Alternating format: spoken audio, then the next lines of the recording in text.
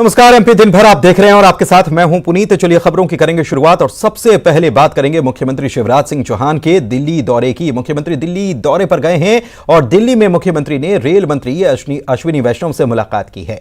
Rail भवन में दोनों नेताओं के बीच ये मुलाकात हुई, जिसमें मध्य प्रदेश की रेल परियोजनाओं को लेकर भी चर्चा हुई है।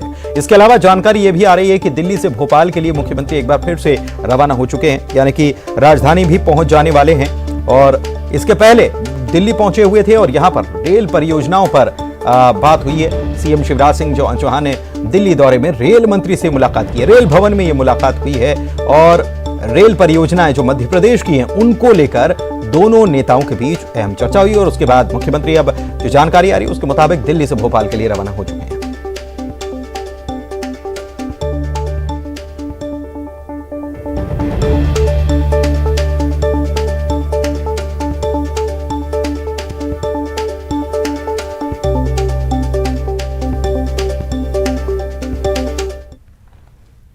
भोपाल से इस वक्त की बड़ी खबर बता रहे हैं। विधानसभा चुनाव को लेकर कांग्रेस के नेताओं को बड़ी जिम्मेदारियां दे दी गई हैं। कमलनाथ ने कांग्रेस के अलग अलग नेताओं को जिलों की जिम्मेदारी सौंप दी है और प्रभार वाले जिलों में जाकर नेताओं को अब कांग्रेस के पक्ष में माहौल बनाना होगा। कांग्रेस नेताओं को जो जिलों की जिम्मेदारी मिली है उसके मुताबिक नाम आपको बता देते हैं कि किसको कौन से जिले की जिम्मेदारी दी गई है। तो फूल सिंह बरैया जो हैं इनको श्योपुर, मुरैना और भिंड की ये जिम्मेदारी सौंपी गई है। इसके अलावा अजय सिंह राहुल को ग्वालियर, दतिया और शिवपुरी की जिम्मेदारी सौंपी गई है। वहीं बात करें अरुण यादव की, पूर्व पीसीसी चीफ भी रह चुके हैं और केंद्रीय मंत्री भी रह चुके हैं अरुण यादव, इनको निवाड़ी, टीकमगढ़, छतरपुर और सागर की जिम्मेदारी सौंपी गई है। वहीं जीतू पटवारी, इन्हें सतना, पन्ना, दमोह और रायसेन की कमान सौंपी गई है। वहां जाकर पार्टी के लिए काम करेंगे। सुरेश पचौरी को सिंगरौली, सीधी और रीवा के साथ ही कटनी की जिम्मेदारी सौंपी गई है। गोविंद सिंह नेता प्रतिपक्ष जो हैं इन्हें अनूपपुर, शहडोल, उमरिया, जबलपुर की जिम्मेदारी सौंपी गई है। वहीं तरुण भनोत जो कांग्रेस सरकार में वित्त मंत्री भी रहे, डिंडौरी, बालाघाट, सिवनी और मंडला के साथ ही नरसिंहपुर की भी जिम्मेदारी इनको सौंपी गई है। सज्जन सिंह वर्मा को छिंदवाड़ा, बैतूल, हरदा और नर्मदापुरम की कमान सौंपी गई है। वहीं बाला बच्चन जो हैं वो बुरहानपुर, खंडवा और धार की जिम्मेदारी संभालने वाले हैं। कांतिलाल भूरिया को बलवानी, खरगोन, ये आदिवासी बेल्ट पड़ता है, इसकी जिम्मेदारी दी गई है। और मीनाक्षी नटराजन को अलीराजपुर, झाबुआ की और साथ ही आगर की जिम्मेदारी मिली है। वहीं पूर्व मंत्री कमलेश्वर पटेल को नीमच, मंदसौर और रतलाम की जिम्मेदारी सौंपी गई है। जयवर्धन सिंह, दिग्विजय सिंह के बेटे, इनको इंदौर और उज्जैन की कमान सौंपी गई है। वहीं रामनिवास रावत को राजगढ़ और शाजापुर की कमान दी गई है। केपी सिंह को गुना, अशोकनगर, विदिशा की जिम्मेदारी दी गई है। तो लाखन सिंह यादव जो कमलनाथ सरकार में मंत्री भी रहे, इनको सीहोर और देवास की जिम्मेदारी सौंपी गई है।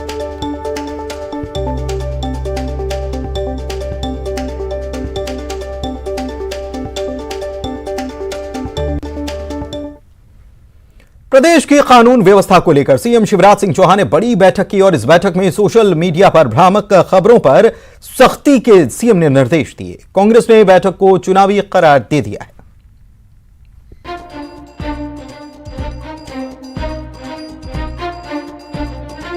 लॉ एंड ऑर्डर पर सीएम शिवराज सिंह चौहान एक्शन में हैं।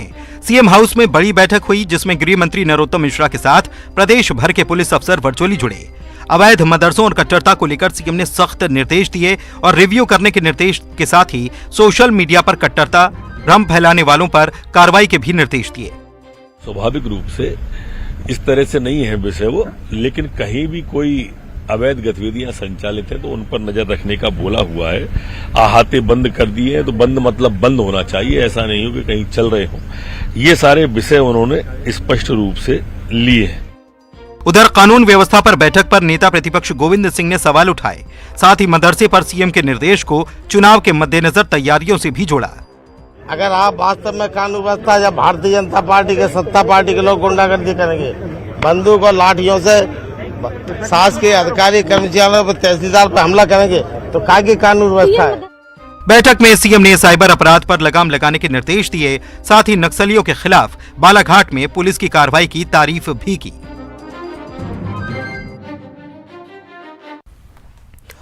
मध्य प्रदेश सरकार ऐसे मदरसों की जांच कराएगी जिसमें धार्मिक कट्टरता पढ़ाई जा रही है। मुख्यमंत्री के इस ट्वीट के बाद मदरसे के संचालक भी कह रहे हैं कि जहां गलत हो रहा है वहां कार्रवाई की जानी चाहिए। ग्वालियर के दारुल कुरान मदरसे के मौलाना मुफ्ती मोहम्मद इशहाक का कहना है कि उनके मदरसे में कोई ऐसी शिक्षा नहीं दी जाती जिसमें कट्टरता नजर आती हो।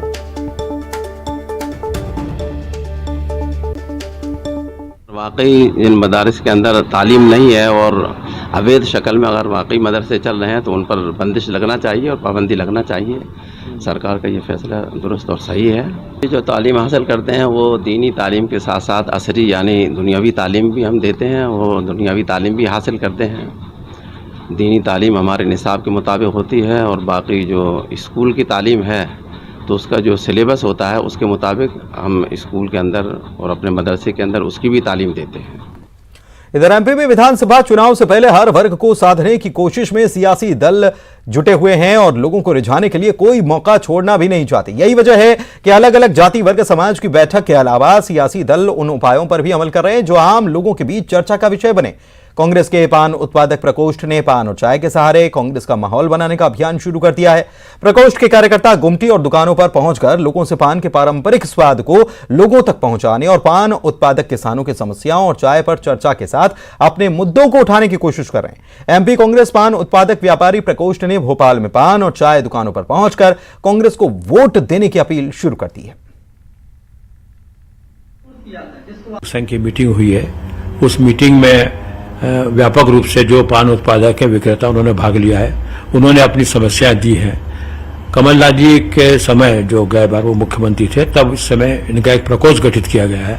उस प्रकोष्ठ के जरिए जो उनकी आज उसकी मीटिंग थी और उनकी जो समस्या है उनको हल करने का प्रयास किया जाएगा। विधानसभा चुनाव से पहले कांग्रेस के पक्ष में माहौल बनाने के लिए चाय और पान के जरिए माहौल बनाने की कोशिश में अब कांग्रेस का पान उत्पादक प्रकोष्ठ लग गया है। चाय और पान के सहारे किस तरीके से कांग्रेस के पक्ष में माहौल बनाया जाए ये लोगों के बीच में पहुंचकर बताया जा रहा है। प्रकोष्ठ के लोग हमारे साथ मौजूद हैं। क्या लोगों को बता रहे हैं आप, क्या उम्मीद है?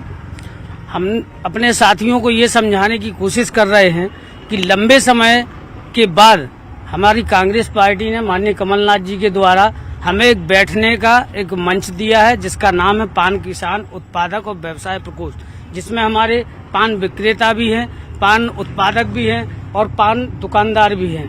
हम लोग ही मध्य प्रदेश के अंदर नहीं पूरे देश के अंदर 80% माहौल पान की दुकानों से, पान की चाय की दुकानों से और नाश्ते की दुकानों से तैयार किया जाता है। चर्चाएं होती हैं, कहो भैया कहाँ से आए, क्या माहौल है आपके क्षेत्र में, कैसा हमको करना है। 20 मध्य प्रदेश के ऐसे जिले हैं जहां पर पान उत्पादक और पान कारोबार करने वाले लोग सीधे जुड़े हुए हैं और यदि हम शहर और गांव की बात करें तो पान और चाय की गुमटियां आपको नजर आ जाएंगी। और उज्जैन नगर निगम ने डिस्पोजल दोना पत्तल बेचने वाले व्यापारियों के ठिकानों पर छापेमारी की है और यहां से 2 डंपर सिंगल यूज प्लास्टिक का सामान बरामद किया है। निगम ने इसे जब्त किया है और 4 व्यापारियों पर 1.5 लाख रुपए की चालानी कार्रवाई की है। बता दें कि उज्जैन में सिंगल यूज प्लास्टिक पर रोक लगाने के लिए नगर निगम अक्सर कार्रवाई करता है। इसके पहले भी बड़े पैमाने पर सिंगल यूज प्लास्टिक बेचने वालों पर कड़ी कार्रवाई की गई थी।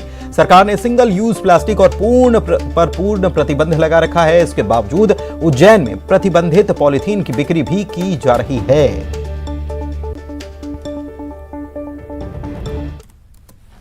बढ़ते आगे, दमोह से बड़ी खबर बता रहे हैं जहां पर जीएसटी की टीम ने छापे की कार्रवाई की है। सेंट्रल जीएसटी चोरी का यह मामला है और थोक हार्डवेयर डीलर पर छापे की कार्रवाई की है। जीएसटी चोरी का बड़ा खुलासा होने की उम्मीद जताई जा रही है। लाखों की जीएसटी चोरी का अनुमान है। शाम से यह टीम छापे की कार्रवाई कर रही है।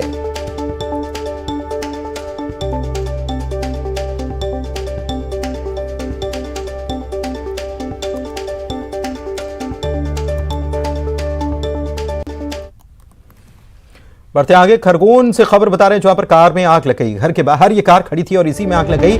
आग लगने से अफरा तफरी मच गई है। फायर ब्रिगेड ने आग को हालांकि काबू में कर लिया है। बड़ी खबर आपको बता रहे हैं, तस्वीरें भी खरगोन से सामने आई है जहां पर आग लगने की यह घटना सामने आई है और आग लगने की वजह से कार पूरी तरह से जलकर खाक हो गई।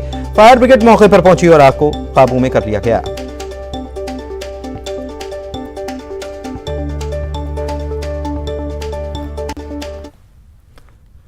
खरगोन से अगली खबर भी कलेक्टर के निर्देश पर 8 विभागों की टीम ने गेहूं और खाद बीज के 4 गोदामों पर छापे की कार्रवाई की। इस दौरान शरबती गेहूं के नाम पर लोकल गेहूं को पैक करते हुए कर्मचारियों को रंगे हाथों पकड़ा गया। मौके से भारी मात्रा में प्लास्टिक की थैली और बोरे जब्त किए गए। गोदाम में सीहोर समेत दूसरी जगहों के गेहूं को पैक किया जा रहा था। घुघरिया खेड़ी में प्रशासन की इस कार्रवाई से हड़कंप है।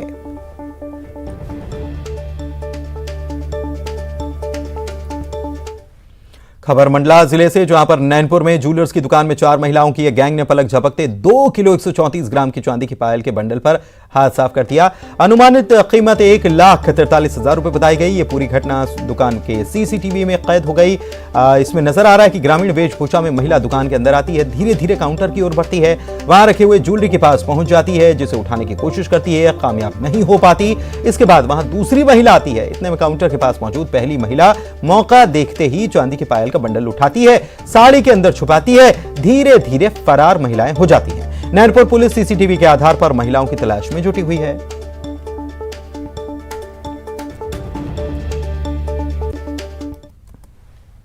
खबर देवास से, जहां पर Meenashri Geetashree green city colony का रास्ता खोदने पर पाइपलाइन फूट गई। इससे चारों ओर पानी भर गया और रहवासियों का रास्ता बंद हो गया। बताया जा रहा है कि मंगल लैंड एंड फाइनेंस कंपनी ने रास्ता बंद करने के उद्देश्य से सड़क खोदी, जिससे कि पाइपलाइन टूट गई। पाइपलाइन फूटने की वजह से हजारों गैलन पानी तो बर्बाद हुआ ही, रास्ता भी बंद हो चुका है। कॉलोनाइजर के खिलाफ रहवासियों ने कार्रवाई की मांग की है। एमआईसी के सदस्य अजय तोमर ने कहा है कि कॉलोनाइजर और नगर निगम के जिम्मेदारों के खिलाफ एफआईआर करवाई जाएगी।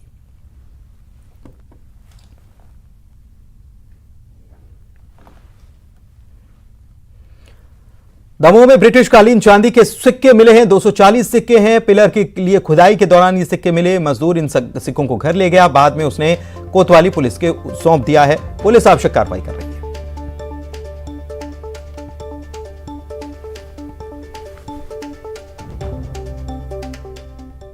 जगह पे खूबचंद उपाध्याय जी का मकान है, जो अपने यहाँ पिलर के लिए इकट्ठे करा रहे थे।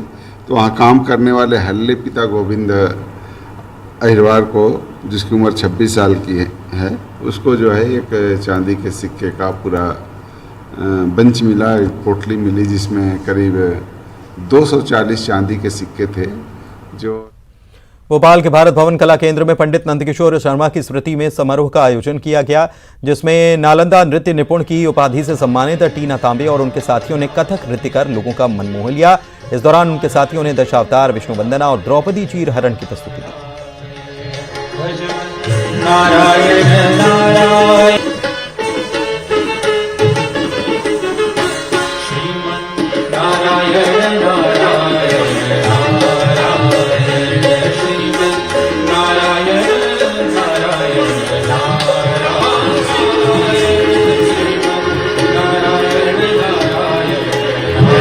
नारायण श्रीमन नारायण नारायण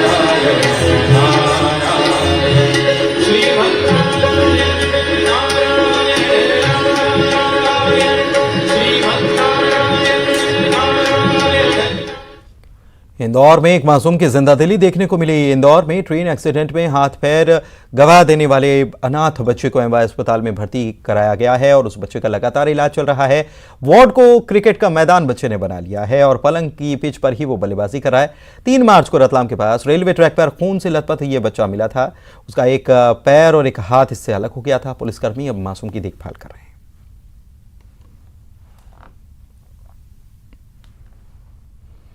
हरदा में लाडली बहना महासम्मेलन में सीएम ने लोगों को बेटी के महत्व के बारे में जानकारी दी और गीत गाकर लोगों का मन मोह लिया। हम संग रहना है, फूलों का तारों का रहना कि नहीं, कि बेटा और बेटी के बीच में भेद किया जाता था। बेटे का जन्म हो तो खुशियां मनाई जाए। सही बात है कि नहीं? बात मंदसौर की। नारायणगढ़ में आयोजित सांसद खेल महोत्सव में मुख्य अतिथि के तौर पर प्रदेश के वित्त मंत्री जगदीश देवड़ा शामिल हुए। युवाओं का हौसला बढ़ाने के लिए खुद कबड्डी के मैदान में उतर गए। देखिए जरा।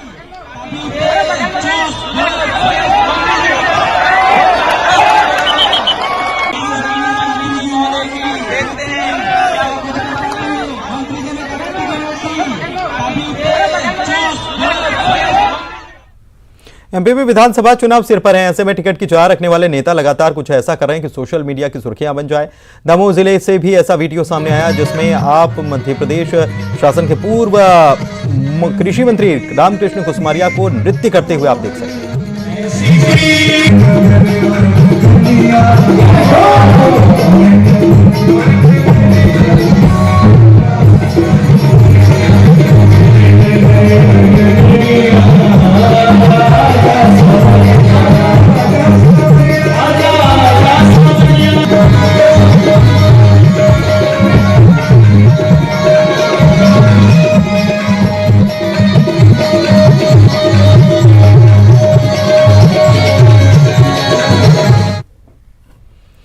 खरगोन में रमजान के पाक महीने में सांप्रदायिक सौहार्द की मिसाल देखने को मिल रही है। रोजा इफ्तार के लिए हिंदू और मुस्लिम साथ मिलकर इफ्तारी का सामान तैयार करते हैं।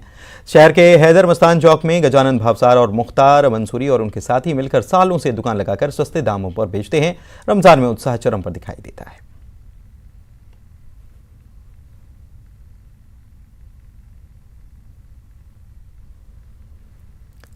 सतना में न्यूज 18 पर खबर दिखाए जाने के बाद लोग परिवार की मदद के लिए आगे आ रहे हैं। मदद करने वाले सरकार से पूरे मामले की निष्पक्ष जांच कराने की भी मांग कर रहे हैं, क्योंकि इस तरह की तमाम योजना चलने के बावजूद परिवार को सरकार की किसी योजना का लाभ नहीं मिल पाया था। सबसे बड़ी बात कि आश्वासन मिलने के बावजूद, मंच से कलेक्टर के आश्वासन मिलने के बावजूद परिवार को कोई फायदा नहीं मिल पाया। साल भर तक बच्ची का पिता परेशान होता रहा और आखिर में परेशान होकर खुदकुशी कर ली।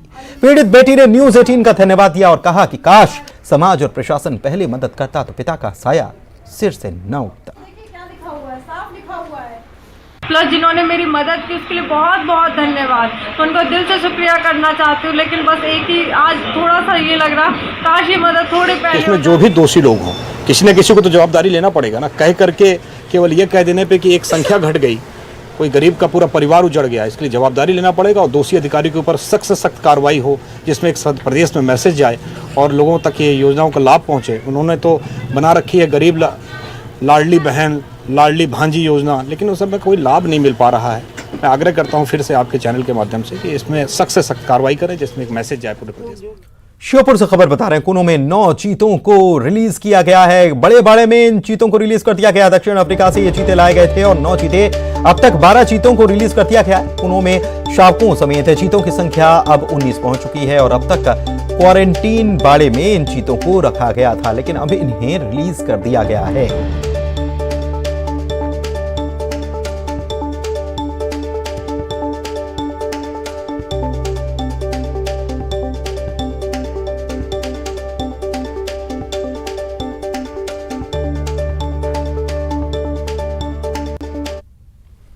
इधर श्योपुर के कुनो नेशनल पार्क से एक और खबर आई। बाहर निकलकर लगातार रिहायशी इलाकों के आसपास देखा जा रहा नर चीता ओवान अब शिवपुरी के माधव नेशनल पार्क पहुंच चुका है। कुनो के अधिकारियों का मानना है कि चीते को तब तक ट्रैंकुलाइज करके कुनो नहीं लाया जाएगा जब तक कि वो किसी के लिए और उसके लिए कोई खतरा न बन जाए। कुनो के अधिकारियों ने अब तक 4 चीतों ओवान, आशा, फ्रेंडी और एल्टन को खुले जंगल में छोड़ा है, जो अब लगातार कुनो के जंगल से बाहर निकलकर रिहायशी इलाकों में भी पहुंच बनाते जा रहे हैं।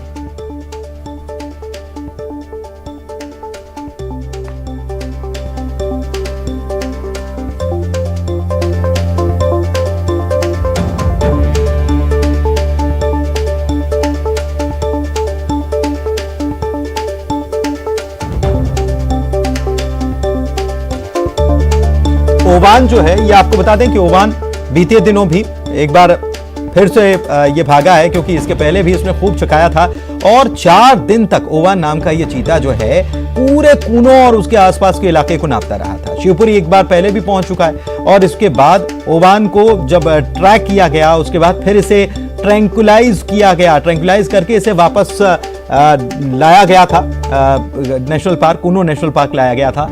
लेकिन अब एक बार फिर से जब इसे छोड़ा है तो ये उन्मुक्तता से रहना चाहता है, ऐसा लगता है, और इसीलिए ओवान नाम का ये चीता जो है एक बार फिर से बाहर धमा चौकड़ी मचा रहा है और टीम को छका रहा है। लेकिन ये कहा जा रहा है कि जब तक ये किसी के लिए खतरा नहीं बनेगा या इसके लिए कोई खतरा नहीं बन जाता, तब तक इसे ऐसे ही घूमने दिया जाएगा, खुले क्षेत्रों में घूमने दिया जाएगा और अगर ऐसा लगता है तो ट्रैंकुलाइज करके ले भी आया जाएगा। अब बात जबलपुर से आई एक अनोखी खबर की। इस खबर को जिसने भी सुना हैरान रह गया। दरअसल एक इश्तेहार छपा था जिसे एक शख्स ने देखा और इनाम जीतकर उसी रकम से अपने बेटे का इलाज भी कराया। इनाम की राशि 1 लाख थी, लेकिन इनाम देने वाले का यह तक कहना है कि अगर उसका काम नहीं होता तो वो इनाम की रकम को 10 लाख रुपए तक करने के लिए तैयार था। पूरा मामला है क्या, आइए देखते हैं इस रिपोर्ट में। मुझे दीजिए इजाजत, नमस्कार।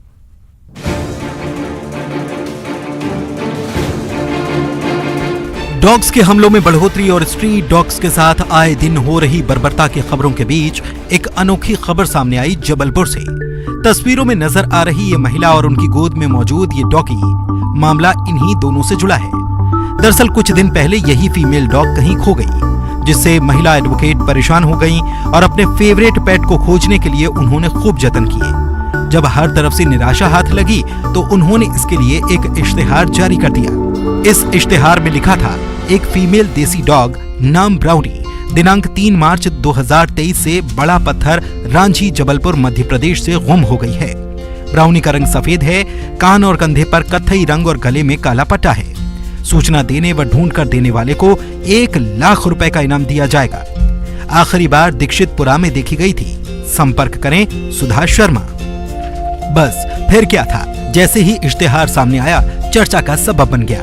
खास बात यह कि अमूमन विदेशी ब्रीड के डॉग्स लोग पालते हैं, उनसे उनका लगाव हो जाता है और कई बार उनके खो जाने पर इनाम और इश्तेहार तक देखने को मिलता है। लेकिन ये मामला तो देसी डॉग का था और इसी देसी डॉग को खोज कर लाने पर 1 लाख रुपए का इनाम हैरान करने वाला था।